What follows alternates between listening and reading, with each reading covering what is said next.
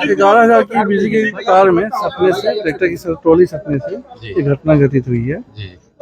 कितने लोग की डेथ हुई? 8 लोग की। झुलसे हुए भी 2 लोग हैं जो सदर हॉस्पिटल इलाज चल रहा है। 2 लोग हैं। 2 लोग जो मेन आपत्ति है कि 2 कर्मी हैं जिसको कॉल किए थे इन लोगों ने, मगर समय से नहीं उठाया। उन कर्मियों के विरुद्ध हम लोग कार्रवाई करेंगे। और क्या डिमांड है? और फिलहाल तो यही डिमांड है। क्या स्थिति है सर, फिलहाल क्या चल रहा है? फिलहाल डेढ़ बजे पोस्टमार्टम के लिए ले जा रहे हैं। सर कैसे पूरा घटनाक्रम हुआ है, क्या हुआ है? अभी तो जांच का विषय है, बाद में बताएंगे। कहाँ जा रहा था लोग, कुछ तो पता चला होगा?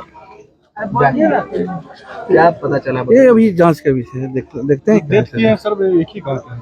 नहीं, इसी गांव का है, टोटल 17 गांव के हैं।